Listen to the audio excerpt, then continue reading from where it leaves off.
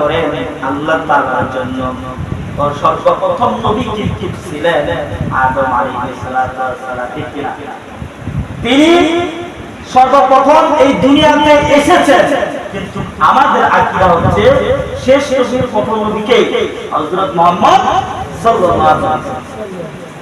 সম্মানিত উপস্থিতি, আল্লাহ পাক রব্বুল আলামিন যখন এই কুরবান শব্দটা কোরআন কারিমে হযরত আদম আলাইহিস সালামকে ইঙ্গিত করে বললেন, হে রাসূল আপনি কুরবান করুন। আল্লাহ পাক রব্বুল আলামিন সর্বপ্রথম আদমকে সৃষ্টি করেছেন, এরপরে হাওয়াকে সৃষ্টি করেছেন। এই হাওয়াকে সৃষ্টি করার পরে এখন এদের মধ্য দিয়ে কিন্তু বংশ বিস্তার হবে না। এখন বংশ বিস্তার হতে গেলে কিন্তু বিয়ে শাদী দরকার আছে না? বিয়ে শাদী হয়ে গেল, বিয়ে শাদী হওয়ার পরে এরপরে সন্তান যখন জন্ম দিল, আল্লাহ বলতে বান্দারে আমি সন্তানগুলো জন্ম দিব এমন ভাবে আপনার আমার আদি মা তিনার গর্ভ থেকে দুইটা করে সন্তান জন্ম হয়েছিল। সুবহানাল্লাহ। অনেক রেওয়ায়েতে অনেক পাওয়া যায়, কেউ বলতেছে 40 জোড়া, আরো অনেক রেওয়ায়েতে পাওয়া যায় 40 জোড়া তিনি সন্তান জন্ম দিয়েছিলেন। কিভাবে জন্ম দিয়েছিলেন? এখন যদি দুইটা করে সন্তান জন্ম দিয়েছিল, সর্বপ্রথম যখন দুইটা সন্তান হয়, প্রথমবারে কিন্তু একটা ছেলে একটা মেয়ে, এরপরে আরো একটা ছেলে একটা মেয়ে, এইভাবে জন্ম দিয়েছিলেন। আমরা সকলে জানি ভাই বোনের কখনো বিবাহ জায়েজ নাই। এইজন্য আল্লাহ পাক রব্বুল আলামিন কত সুন্দর কৌশল খাটাইয়া আল্লাহ পাক রব্বুল আলামিন উল্টা করলেন। প্রথম গর্ভে সর্বপ্রথম আল্লাহ পাক রব্বুল আলামিন হাবিল আর তার সাথে হচ্ছে যে লাগুদা ছিল, এই লাগুদাকে জন্ম দিলেন। এরপরে কাবিল আর হচ্ছে আকলিমা নামে যে মেয়েটা ছিল তাকে জন্ম দিলেন।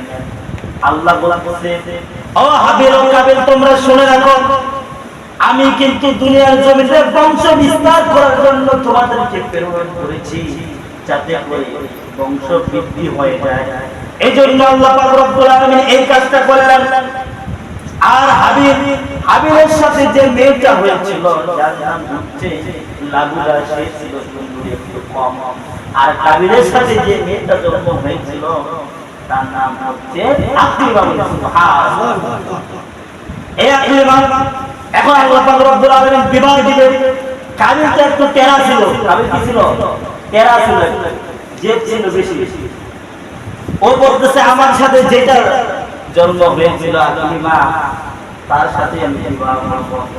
আল্লাহ তো হুকুম করে দিয়েছে যে দুইজন যে একসাথে জন্ম হয়েছে না, এই দুইজন তোমরা ভাই বোন, এই দুইজনের বিবাহবদ্ধ হবে না। এর সাথে উল্টা পাল্টা করা লাগবে। কাবিল মানে না, কাবিল কি মানতেছে না। তখন আল্লাহ পাকের পক্ষ থেকে এই কোরআন কারীমের যে আয়াত আমি তেলাওয়াত করেছি, আল্লাহ পাক রব্বুল আলামিন এই কোরআন কারীমের আয়াত দিয়ে বুঝাইতেছিল, ইফরবা কুরবানান ফাতুবিলা, তোমরা কুরবানি করো। কি করো? কুরবানি করো। বিশাল বড় ইতিহাস। শুধুমাত্র এখান থেকে শিক্ষাটা, এখানে কি শিক্ষা রয়েছে, এখান থেকে শিক্ষাটাই আপনার জন্য আমি তুলে ধরবো। যখন এই কথা বললাম, তারা কুরবানি করলো। আর তখনকার কুরবানি ছিল এমন কুরবানি, যার কুরবানি কবুল হইত, আকাশ থেকে আগুন এসে জ্বালায় নিয়ে যেত। আজকে যদি এই সিস্টেমটা যদি দুনিয়ার মধ্যে থাকতো, তাহলে তো কারো কুরবানি হয়নি। ঠিক না? এই কাবিল কুরবানি দিয়েছিল, হাবিল কুরবানি দিয়েছিল। আল্লাহ এটাই বললেন সূরা হজের 37 নম্বর আয়াতের মধ্যে, লাইয়ানাল্লাহু লুহুবা ওয়ালা দিমাগু ওয়ালাকিন ইয়ানালুহু তাকওয়া। ও বান্দা, আমি কিন্তু তোমাদের কাছে গোশত চাই না, মাংস চাই না, কিছুই চাই না, রক্ত চাই না, আমি শুধু চাই কার তাকওয়া বেশি। সুবহানাল্লাহ। আল্লাহ তাআলার জন্য কে কুরবানি করে? যখন এই পরীক্ষা নেওয়া হলো, হাবিল কাবিল দুজনে যখন কুরবানি করলো, কুরবানি করার পরে আল্লাহর পক্ষ থেকে যার তাকওয়া বেশি ছিল, আল্লাহ তাআলার জন্য যে ব্যক্তিটা কুরবানি করেছিল তার তো কুরবানিটা কবুল হবে, ঠিক না? আর হাবিল ছিল আল্লাহ তাআলার জন্য, হাবিল কিন্তু কুরবানি করেছিল, আল্লাহ পাক রব্বুল আলামিন অগ্নি শিখা পাঠায় দিলেন আর হাবিলের কুরবানিকে কবুল করে নিলেন। সুবহানাল্লাহ। হাবিলের কুরবানিকে কবুল করে নিলেন, তারপরেও কিন্তু কাবিল মানতেছে না, শেষ পর্যন্ত কিন্তু হাবিলকে জবাই করে দিয়েছিল। যাই হোক, আমি অতগুলো ইতিহাস বলবো না, ঈদের আমার বলতে মন চায় না, অনেক কথা। কুরবানি আজকে জুমা পাইলে আরেকটা জুমা পাবো মনে হয়, সময় খুব কম, মাসালা আছে, অনেক বিষয় আলোচনা আছে। আর যদি ওই যে ইব্রাহিম নবীর যদি ঘটনা বলা যায় অনেক সময়, এই জন্য আল্লাহ আমাদের জন্য একটা ভালো একটা অপশন রাখছেন, ওই প্রচলনটা নাই। আজকে যদি থাকতো বোঝা যায় তো আপনার আমার অনেকের কুরবানি আল্লাহর কাছে গ্রহণযোগ্য হয়। বোঝা যায় তো আপনার টাকাটা ভালো না খারাপ, কার জন্য আপনি কুরবানি করেছিলেন। দেখছেন আল্লাহ তাআলার কত মায়া। আল্লাহ চায় না বান্দাকে লাঞ্ছিত অপমানিত করতে দুনিয়ার, ঠিক কি না? আল্লাহ কত দয়ালু, চিন্তা করে। এজন্য ফজিলতের দিকে আসা কুরবানি সম্পর্কে হাদিসের মধ্যে এসেছে, এই কুরবানি ঈদুল আযহার দিনে সবচেয়ে উত্তম আমল হচ্ছে কুরবানি করা। এক নম্বরে হচ্ছে সবচেয়ে উত্তম আমল কি করা? কুরবানি করা। মন দিয়ে শুনেন। এখন কুরবানি কারা করবে প্রশ্ন আছে না? কারা করবে? এই কুরবানি কাদেরকে করা লাগবে? মুহাদ্দিসগণ, বড় বড় মাযহাব যারা রয়েছে, ইমাম আহমদ ইবনে হাম্বল, ইমাম মালিক মাযহাব আছে, আমরা হচ্ছে হানাফি মাযহাব, ঠিক কি না? এই হানাফি মাযহাবের অনুযায়ী তিনারা বলেছেন যার পরিবার, যার বাড়িতে নেশাব পরিমাণে মাল থাকবে, টাকা থাকবে, সম্পদ থাকবে। এখন যাকাতের নেশাব আমরা সকলে জানি, যাকাতের নেশাব হচ্ছে 1 বছর পূর্তি হওয়া লাগবে। মনোযোগ দিয়ে শুনেন, নাহলে বুঝবেন না। 1 বছর পূর্তি হওয়া লাগবে, অর্থাৎ 1 বছর টাকা যদি আপনার জমা থাকে তাহলে কিন্তু আপনাকে টাকা দেওয়া লাগবে, 7 টাকা অথবা 2.5 টাকা। আর এই নেশাবটা হচ্ছে কোন দিন পর্যন্ত অত পরিমাণ টাকা আপনার কাছে থাকলে আপনার উপরে কুরবানি ওয়াজিব হবে, সেটা হচ্ছে 10 তারিখ, 11 তারিখ, 12 তারিখ। 10 তারিখে ঈদুল আযহা হবে, ঈদুল আযহার পরে কিন্তু 10, 11, 12 এই দিন পরও কিন্তু কুরবানি করা যায়। এই 3 দিন যদি আপনার কাছে যদি নেশাব পরিমাণে টাকা থাকে, মাল থাকে, তাহলে আপনার উপরে কুরবানি করা ওয়াজিব। কথা বুঝেন নাই? নেশাব পরিমাণে মাল আমি যে বললাম, যাকাতের নেশাব হচ্ছে 1 বছর পূর্তি হওয়া লাগবে, আর কুরবানির নেশাব হচ্ছে এই 3 দিন যদি আপনার কাছে নেশাব পরিমাণে, অর্থাৎ 7.5 তলা যদি রৌপ্য থাকে আপনার কাছে, তাহলে কিন্তু আপনার উপরে কুরবানি ওয়াজিব। এখন রূপা নাই, এই রূপাটা বিক্রি করলে কত টাকা হবে? 70-70 হাজার টাকা। এই 60-70 হাজার টাকা যদি আপনার কাছে এই 3 দিনের মধ্যে থাকে, তাহলে আপনি কুরবানি বুঝাইছেন? 60-70 টাকা দিয়ে 70 হাজার টাকা যদি আপনার কাছে এই 3 দিনের মধ্যে থাকে, তাহলে আপনার উপর কুরবানি ওয়াজিব। এই কুরবানিটা ওয়াজিব, আপনার উপরে আবশ্যক, আপনাকে দিতে হবে, ওয়াজিব। কিন্তু হাদিস শরীফের মধ্যে এসেছে যে কুরবানি করলো না সে যাতে কুরবানি দ্বারা ভাগ দিল না, কুরবানি কোনো ইরাদা নাই, কোনো নিয়ত নাই। আল্লাহ কিন্তু ময়দায় দেখবে, নিয়তটা দেখবে। কুরবানি কি আল্লাহর জন্য হচ্ছে নাকি গোশত খাওয়ার জন্য হচ্ছে? আজকে কিন্তু সমাজের মধ্যে দেখবেন অনেক মানুষ মনে করে যে বেটি জামাই আসি যে 3-4 কেজি গোস্ত আছে না ভাই, আছে না? নিয়তটা আল্লাহর জন্য হবে। আল্লাহ কি গোস্ত চাইছে? আল্লাহ তো ওটাই বললেন, লা ইয়ানাল্লাহু নাফসুহা ওয়ালা দিমাগুহা ওয়ালাকিন ইয়ানযুহু তাকওয়া। যে বান্দা, আমি বললাম যে তোমার কাছে আমি কিছু চাই না, আমি চাইবো তোমার তাকওয়াটা, তোমার অন্তরে কি আছে, আমার জন্য নাকি খাওয়ার জন্য। আল্লাহর জন্য করবে, আল্লাহ আপনাকে খাওয়াবে। সুবহানাল্লাহ। এর নাম হচ্ছে আল্লাহ। দেখেন আল্লাহ কেমন। আল্লাহকে আপনি এক টুকরা বস্তু দিবেন? দিবেন কেউ? আল্লাহ বরঞ্চ বলছে যখন বান্দা কুরবান করবে, তখন কুরবানি করবে, যখন বান্দা আল্লাহর নাম নিয়ে কুরবানি করবে, তখন রক্তটা করবে, প্রত্যেকটা রক্তের ফোঁটায় ফোঁটায় বান্দা আল্লাহ নামে আল্লাহ সওয়াব দিবে। সুবহানাল্লাহ। শুধু রক্তের ফোঁটা না, প্রত্যেকটা পশমের পশমে আল্লাহ পাক রব্বুল আলামিন একটা একটা করে লিখে দিবে। সুবহানাল্লাহ। তাহলে কতগুলো পশম, কেউ কি গোনায় শেষ করতে পারবে? কিন্তু হুজুর কার জন্য? আল্লাহর জন্য। এরপরে আসেন আল্লাহ পাক রব্বুল আলামিন বললেন, এক নাম্বার বান্দা, তোমাকে কুরবানি করা লাগবে। এই কুরবানির নিয়তটা তোমাকে পরিশুদ্ধ হওয়া লাগবে, সুস্থ হওয়া লাগবে। ইন্নামাল আমালু বিন্নিয়াতি শরীফের হাদিস, যে প্রত্যেকটা ইবাদতের পূর্বে নিয়ত করা লাগবে। আজকে আপনার আমার নিয়ত নাই, থেকে মন থেকে নিয়ত নাই, এই জন্য তো নামাজের ধারে কাছে আপনার নাই। নিয়তটা মন থেকে করেন, আল্লাহ আপনাকে কেমন সময় বাইর করে দিবেন সেটা আল্লাহর ইচ্ছা, ঠিক কি না? এরকম একটা নিয়ত করেন না, সময়টা দিবে কে?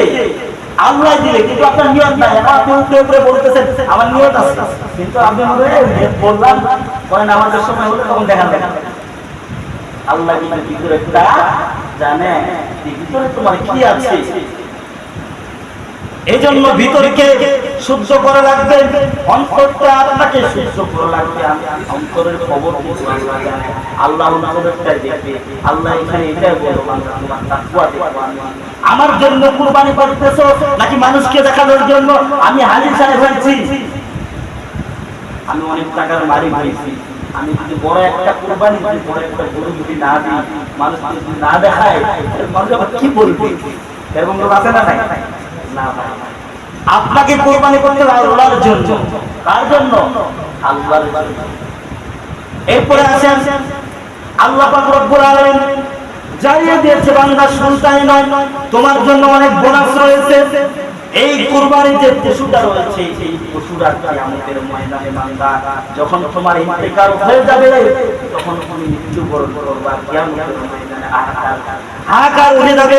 বান্দা তোমার এত পরিমাণে তুমি তো চিন্তিত হয়ে যাবা, সময় পাইতে সময়কে গুরুত্ব দেও নাই, সময়টাই কুরবানি দাও নাই, আল্লাহর জন্য সময়টা করো নাই।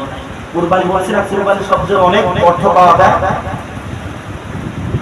সর্বপ্রথম তুমি কিয়ামতের ময়দানে আমরা আফসোস করব, আল্লাহ আবার আপনি আমাকে সময় দেন, হায়াত দেন, দুনিয়া যাই, এবার কুরবানি দেব, এবার হজ করব, এবার নামাজ পড়ব, এবার দান করব। কিন্তু তখন কি ফেরার কোনো উপায় আছে ভাই? আছে না। এই জন্য তো সূরা আসরের মধ্যে আল্লাহ বলে, ওয়াস সময়ের কসম, আল্লাহ সময়ের কসম কেন খাইলেন? বান্দা তোমাকে বুঝা লাগবে এই সময়ের মধ্যে অনেক কিছু ঘটে, ঠিক কি না?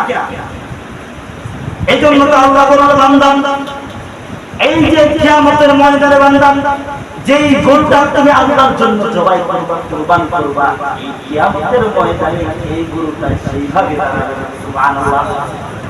দাঁড়ায় বলবে, সেই ব্যক্তিটা আমার জন্য, আল্লাহ আমাকে কুরবান করেছিল আপনার জন্য। বলি সুবহানাল্লাহ। শুধু তাই না, ফুলসিরাতের ফুল আছে না, এই ফুলটা পার করার জন্য আল্লাহ বাহন হিসাবে সেই বস্তুটাকে আল্লাহ দিয়ে দিবে। বলি সুবহানাল্লাহ। তাহলে বাহন দরকার আছে না? যাই হোক, সময় চলে যাচ্ছে, সময়ের দিকে লক্ষ্য দিয়ে আমাদের প্রত্যেকটা কাজকর্ম করা লাগবে। বললাম না এখন যে সময় থাকিতে বান্দা বুঝো, তুমি সময় চলে গেলে যখন বয়স হয়ে যাবে তখন বুঝতে পারবা যে কি করলাম, সময় ছিল, আজকে আল্লাহর ইবাদতগুলো করতে পারলাম না। যাই হোক, তাহলে বোঝা গেল কার উপরে কুরবানি করা ওয়াজিব।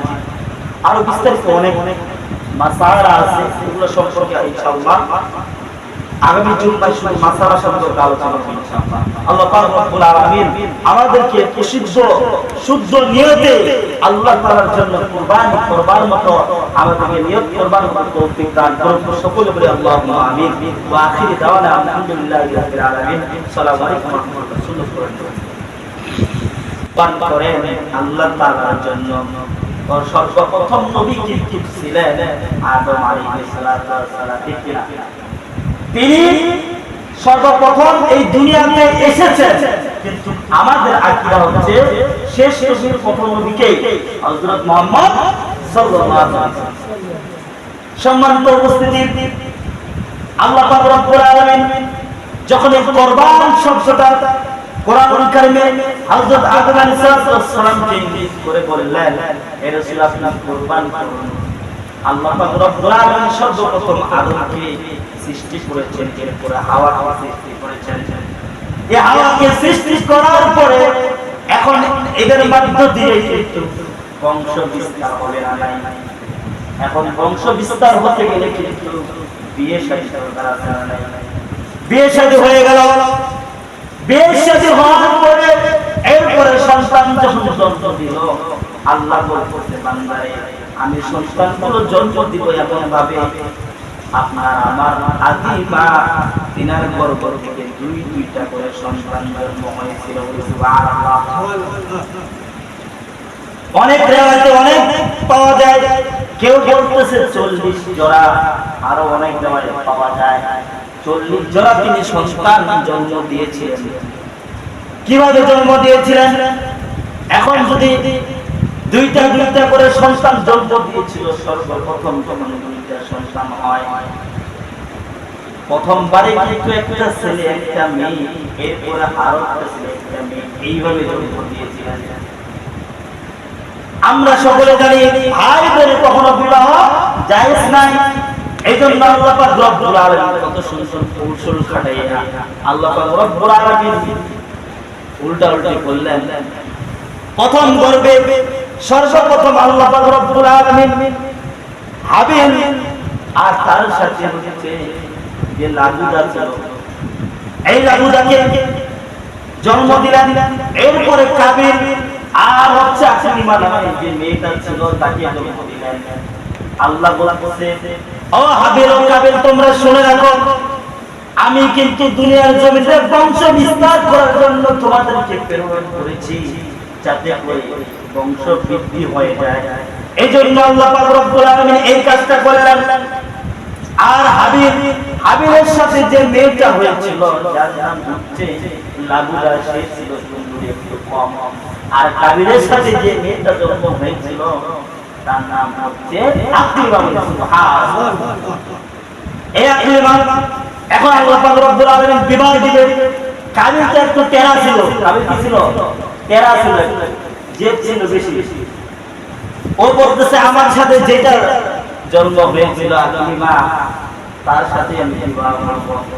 আল্লাহ তো হুকুম করে দিয়েছে যে দুইজন যে একসাথে জন্ম হয়েছিল, এই দুইজন তোমরা ভাই বোন, এই দুইজনের বিবাহ বন্ধ হবে না, এর সাথে উল্টা পাল্টা করা লাগবে। কাবিল মানে না, কাবিল কি মানতেছে না। তখন আল্লাহ পাকের পক্ষ থেকে এই কোরআন কারীমের যে আয়াত আমি তেলাওয়াত করেছি, আল্লাহ পাক রব্বুল আলামিন এই কোরআন কারীমের আয়াত দিয়ে বুঝাইতেছিল, ইফরবা কুরবানান ফাতুবিলা, তোমরা কুরবানি করো।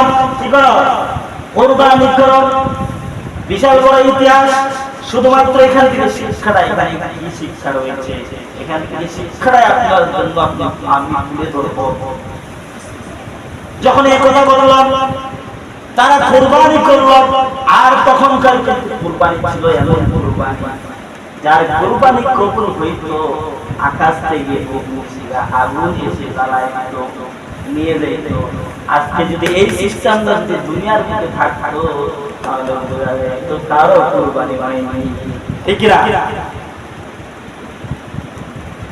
এই কাবিল কুরবানি দিয়েছিল, হাবিল কুরবানি দিয়েছিল। আল্লাহ এটাই বললেন সূরা হজের 37 নম্বর আয়াতের মধ্যে, লাইয়ানাল্লাহাল হুফা ওয়ালা দিমাগা ওয়ালাকিন ইয়ানালুত তাকওয়া। ও বান্দা, আমি কিন্তু তোমাদের কাছে বস্তু চাই না, মাংস চাই না, কিছুই চাই না, রক্ত চাই না, আমি শুধু চাই কার তাকওয়া বেশি। সুবহানাল্লাহ। আল্লাহ তাআলার জন্য কে কুরবানি করে? যখন এই পরীক্ষা নেওয়া হলো, হাবিল কাবিল দুজনে যখন কুরবানি করলো, কুরবানি করার পরে আল্লাহর পক্ষ থেকে যার তাকওয়া বেশি ছিল, আল্লাহ তাআলার জন্য যে ব্যক্তিটা কুরবানি করেছিল, তার তো কুরবানিটা কবুল হবে, ঠিক না? আর হাবিল ছিল আল্লাহ তাআলার জন্য, হাবিল কিন্তু কুরবানি করেছিল, আল্লাহ পাক রব্বুল আলামিন অগ্নি শিখা পাঠায় দিলেন, আর হাবিলের কুরবানিকে কবুল করে নিলেন। সুবহানাল্লাহ। হাবিলের কুরবানিকে কবুল করে নিলেন, তারপরেও কিন্তু কাবিল মানতেছে না, শেষ পর্যন্ত কিন্তু হাবিলকে জবাই করে দিয়েছিল। যাই হোক, আমি অতগুলো ইতিহাস বলবো না, ইতিহাস আমার বলতে মন চায় না, অনেক কথা। কুরবানি আজকে জুমা পেলে আরেকটা জুমা পাবো মনে হয়, সময় খুব কম, মাসালা আছে, অনেক বিষয় আলোচনা আছে। আর যদি ওই যে ইব্রাহিম নবীর যদি ঘটনা ধরা যায়, অনেক সমস্যা। এই জন্য আল্লাহ আমাদের জন্য একটা ভালো একটা অপশন রাখছেন, ওই প্রচলনটা নাই। আজকে যদি থাকতো, বোঝা যায় তো আপনার আমার অনেকের কুরবানি আল্লাহর কাছে গ্রহণযোগ্য হয়। বোঝা যায় তো আপনার টাকাটা ভালো না খারাপ, কার জন্য আপনি কুরবানি করেছিলেন। দেখছেন আল্লাহ তাআলার কত মায়া। আল্লাহ চায় না বান্দাকে লাঞ্ছিত অপমানিত করতে দুনিয়ার, ঠিক কি না? আল্লাহ কত দয়ালু, চিন্তা করেন। এজন্য ফজিলতের দিকে আসা কুরবানি সম্পর্কে হাদিসের মধ্যে এসেছে, এই কুরবানি ঈদুল আযহার দিনে সবচেয়ে উত্তম আমল হচ্ছে কুরবানি করা। এক নম্বরে হচ্ছে সবচেয়ে উত্তম আমল কি করা? কুরবানি করা। মন দিয়ে শুনেন। এখন কুরবানি কারা করবে প্রশ্ন আসে না? কারা করবে? এই কুরবানি কাদেরকে করা লাগবে?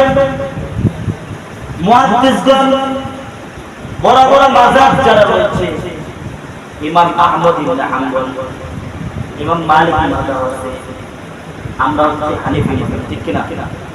এই হানাফি মাযহাবের অনুযায়ী তিনারা বলেছেন, যার পরিবার, যার বাড়িতে নেশাব পরিমাণে মাল থাকবে, টাকা থাকবে, সম্পদ থাকবে। এখন যাকাতের নেশাব আমরা সকলে জানি, যাকাতের নেশাব হচ্ছে 1 বছর পূর্তি হওয়া লাগবে।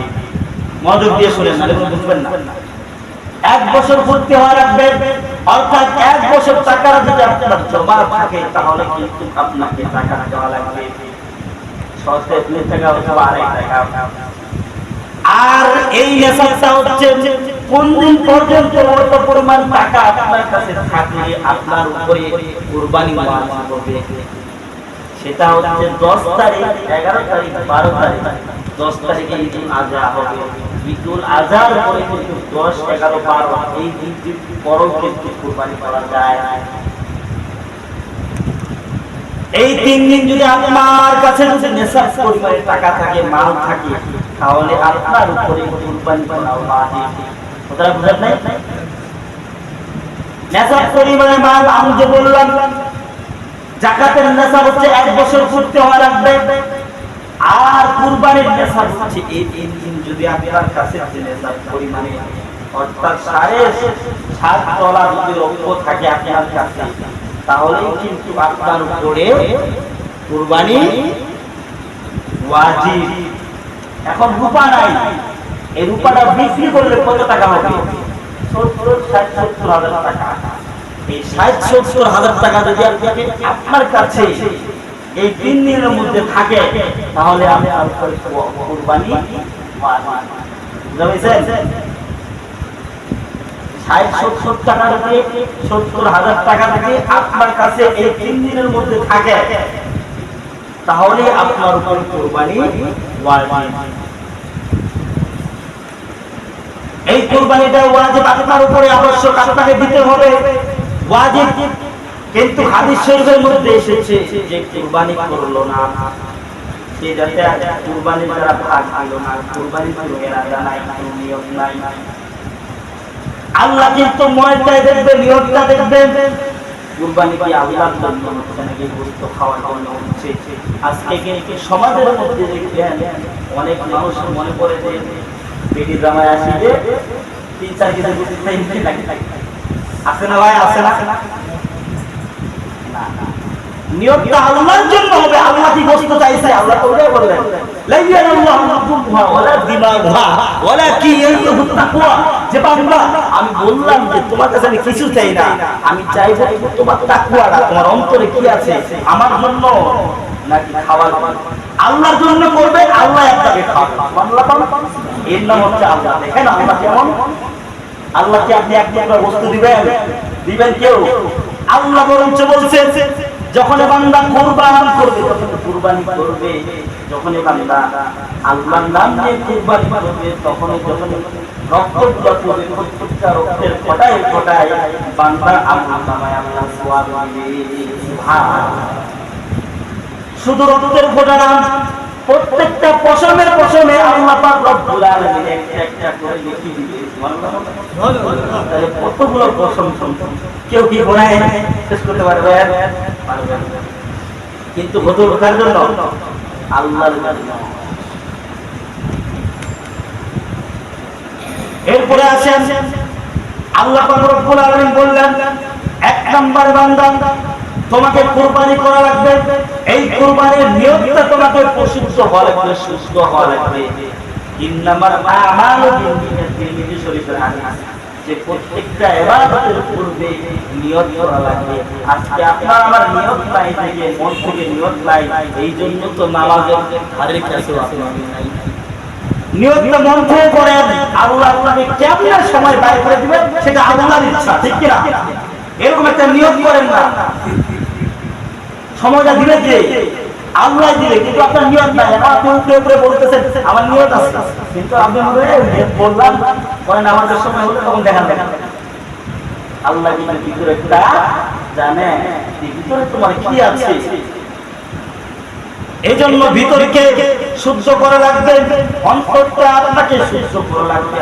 অন্তরের খবর কিছু আল্লাহ জানে, আল্লাহ অন্তরটাই দেখবে। আল্লাহ এখানে এটাই বলবো, তোমার তাকওয়া দেখো। আমার জন্য কুরবানি করতেছো নাকি মানুষকে দেখানোর জন্য? আমি হাজি সাহেব হয়েছি, আমি অনেক টাকার মালিক হয়েছি, আমি যদি বড় একটা কুরবানি দিই, বড় একটা গরু যদি না দিই, মানুষ যদি না দেখায়, মানুষ আবার কি বলবে? এরকম লোক আছে না? নাই না ভাই। আপনাকে কুরবানি করতে হবে আল্লাহর জন্য। কার জন্য? আল্লাহর জন্য। এরপরে আসেন আল্লাহ পাক রব্বুল আলামিন জানিয়ে দিয়েছে, বান্দা শুনতাই নয়, তোমার জন্য অনেক বোনাস রয়েছে। এই কুরবানির যে পশুটা রয়েছে, এই পশুটা কিয়ামতের ময়দানে বান্দা যখন তোমার ইন্তেকাল হয়ে যাবে, তখন তুমি মৃত্যুবরণ করবা, কিয়ামতের ময়দানে হাহাকার উঠে যাবে। বান্দা তোমার এত পরিমাণে তুমি তো চিন্তিত হয়ে যাবা, সময় পাইতে সময়কে গুরুত্ব দাও নাই, সময়টাই কুরবানি দাও নাই, আল্লাহর জন্য সময়টাও করো নাই।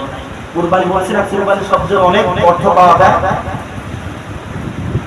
সর্বপ্রথম তুমি কিয়ামতের ময়দানে আমরা আফসোস করবো, আল্লাহ আবার আপনি আমাকে সময় দেন, হায়াত দেন, দুনিয়া যাই, এবার কুরবানি দেব, এবার হজ করব, এবার নামাজ পড়ব, এবার দান করব।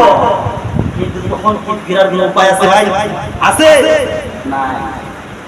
এই জন্য তো সূরা আসরের মধ্যে আল্লাহ বলে, সময়ের কসম, আল্লাহ সময়ের কসম কেন খাইলেন? বান্দা তোমাকে বুঝা লাগবে এই সময়ের মধ্যে অনেক কিছু ঘটে যায়, ঠিক কি না? এই জন্য তো আল্লাহ বলে, বান্দা এই যে কিয়ামতের ময়দানে বান্দা যেই গরুটা তুমি আল্লাহর জন্য জবাই করবা, কুরবান করবা, এই কিয়ামতের ময়দানে এই গরুটা সেইভাবে দাঁড়াবে। সুবহানাল্লাহ। দাঁড়ায় বলবেন, সেই ব্যক্তিটা আমার জন্য, আল্লাহ আমাকে কুরবান করেছিল আপনার জন্য, বলি সুবহানাল্লাহ। শুধু তাই না, ফুলসিরাতের ফুল আছে না, এই পুলটা পার করার জন্য আল্লাহ বাহন হিসেবে সেই বস্তুটাকে আল্লাহ দিয়ে দিল। সুবহানাল্লাহ। তাহলে বাহাদুর দরকার আছে না নাই? যাই হোক, সময় চলে যাচ্ছে, সময়ের দিকে লক্ষ্য দিয়ে আমাদের প্রত্যেকটা কাজ কর্ম করা লাগবে। নাই বললাম না এখন যে সময় থাকিতে বান্দা বুঝো তুমি, সময় চলে গেলে যখন বয়স হয়ে যাবে তখন বুঝতে পারবা কি করলাম, সময় ছিল আজকে আল্লাহর ইবাদতগুলো করতে পারলাম না। যাই হোক, তাহলে বোঝা গেল কার উপরে কুরবানি করা ওয়াজিব। আরো বিস্তারিত অনেক অনেক মাসালা আছে, এগুলো সম্পর্কে ইনশাআল্লাহ আগামী জুমায় শুধু মাসালা সম্পর্কে আলোচনা করব ইনশাআল্লাহ। আল্লাহ পাক রব্বুল আলামিন আমাদেরকে প্রসিদ্ধ শুদ্ধ নিয়তে আল্লাহ তাআলার জন্য কুরবানি করবার মতো আমাদেরকে নিয়ত করবার মতো তৌফিক দান করুন। সকলে বলে আল্লাহুম্মা আমিন। ওয়া আখিরি দাওয়ানা আলহামদুলিল্লাহি রাব্বিল আলামিন। আসসালামু আলাইকুম ওয়া রাহমাতুল্লাহি ওয়া বারাকাতুহু।